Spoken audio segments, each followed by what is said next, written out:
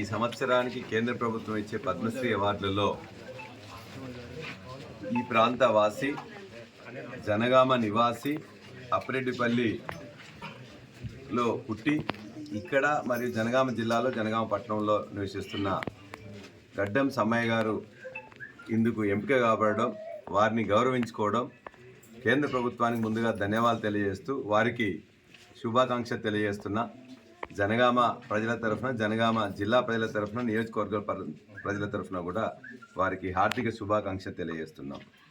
3 దశాబ్దాలుగా చిందు యక్షగానాన్ని మొత్తం ప్రజలకు అన్నిటినీ వాళ్ళందరికీ ఆనందం కలిగించే దాంట్లో, అదేవిధంగా రామాయణ భారత ఇతిహాసాలన్నింటినీ కూడా వాళ్ళందరికీ చెప్పడంలో, నీతిని బోధించడంలో, అదేవిధంగా చాలా కష్టపడి దీన్ని ఈ యొక్క ప్రజలకు ఇష్టమైన దాన్ని మొత్తం కూడా తన యొక్క సర్వస్వం కూడా చాలా పేదరికంలో పుట్టి దీన్నే మొత్తం కూడా సర్వస్వంగా ఉంటున్న సమ్మయ్య గారికి తెలంగాణ ఉద్యమంలో కూడా దీన్ని చాలాసార్లు ఇదే గానం చేసి తను మొత్తం కూడా ఉద్యమంలో కూడా తను పాల్గొనడం జరిగింది.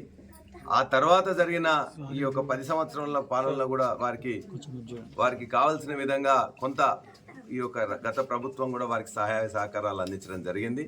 ఇప్పుడు కూడా ఒక అంతరించిపోతున్న కళను తను 3 దశాబ్దాలుగా తాను పట్టి పోషిస్తూ మొత్తం కూడా ప్రజలందరికీ మొత్తం ఆనందం కలిగిస్తున్న ఈ కళ సజీవంగా ఉండాలంటే ఇటువంటి వారికి ఇప్పుడు రావడం అనేది చాలా సంతోషకరం.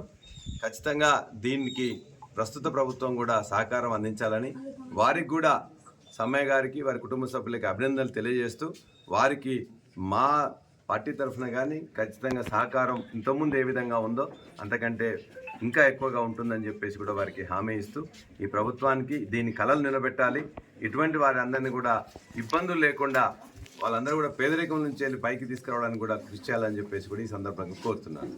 వారికి మరొకసారి శుభాకాంక్షలు.